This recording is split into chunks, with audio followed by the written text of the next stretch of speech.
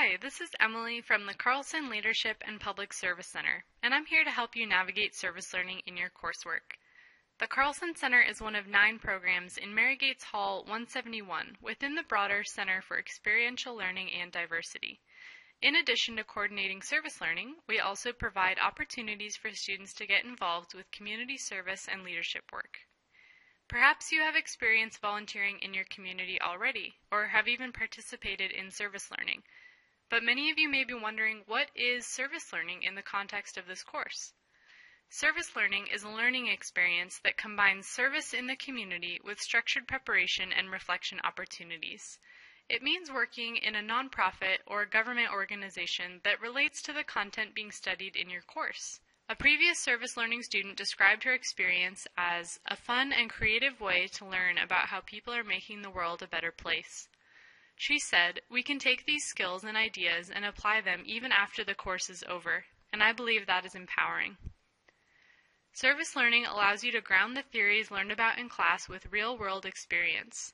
Often, this experience helps bring to life the material that's being studied in class while addressing needs in your community. There are countless personal and professional benefits to being a service learner. As we spend 4 years immersed in this university, it's sometimes easy to be isolated from other communities in Seattle, even those we came from. Getting outside that UW bubble is one of the most valuable aspects of service learning for many students. Another benefit is the opportunity to contribute to your community by getting involved in volunteering. For anyone who has volunteered for an organization in the past, you may recall the personal growth and satisfaction that results from giving your time and energy to others. As a service learner, you can build relationships with the people you're working with, including fellow volunteers, supervisors, or the community members themselves. If the organization's mission is tied to your interests, service learning can even be an opportunity for exploring a future career path. It allows you to make connections, network, and gain work experience for your resume. Former service learning students have even become employees of organizations with which they have served. At this point, you're hooked on the idea, right? Let's get you signed up. After registration opens for your class, you can sign up on our website. The registration period varies by class, so check your course's registration date and time on the Carlson Center website.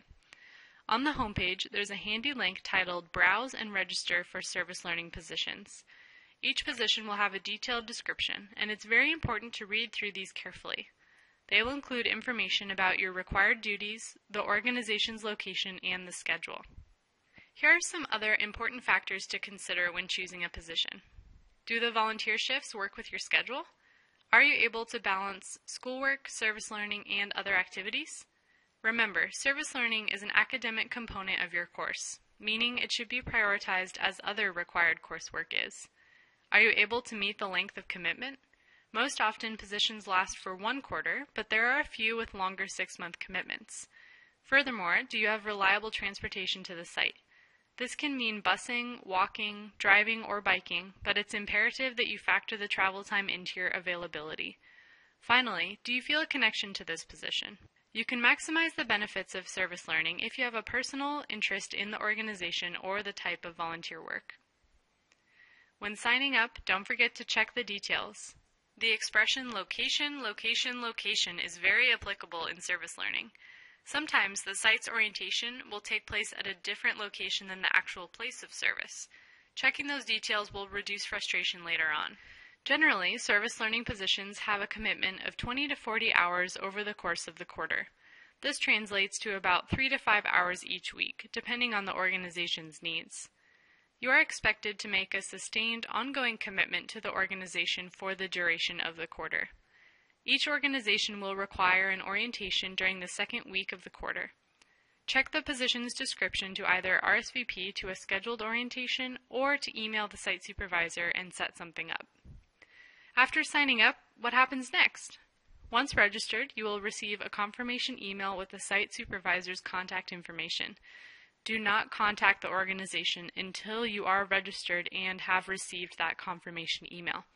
Only at that point can you contact the site supervisor using both phone and email. Remember, if leaving a voicemail, include your name and contact information to help them get in touch with you. Most staff members at community organizations work regular business hours and have pretty full email inboxes, so persistence and patience is key. As a final reminder, orientations will occur during the second full week of the quarter. Details of that orientation will be listed in the confirmation email. Confirming the time and date of the orientation with your supervisor is appropriate. You can always log back into the online system at any time to double-check position and orientation details. There are 3 core tenets of service learning at the University of Washington. First, make a commitment and stick to it. You must meet the organization's expectations and the 20 to 40 hour requirement for your course. If you need to get in touch with your site supervisor, use both phone and email. Don't forget to call in advance if you'll be late or sick. Finally, treat this experience like a job, and a job you want to keep.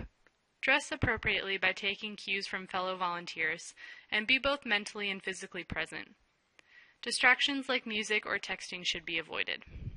The Carlson Center offers students the option to attend a pre-service workshop. These workshops provide a chance for you to learn about key service learning concepts. Through critical reflection, we hope to help students make the most of their service learning experience. Attending a pre-service workshop is optional, unless your instructor has indicated otherwise. Please note that this is not a replacement for the orientation at your organization, which is indeed required. We also offer a service learning workshop for international students, or those who may have less experience with volunteering in the United States. The workshop's goal is to help students make the most of their experience by focusing on how to register, choosing the best position for you, communicating with your supervisor, and using public transportation. This workshop is also optional.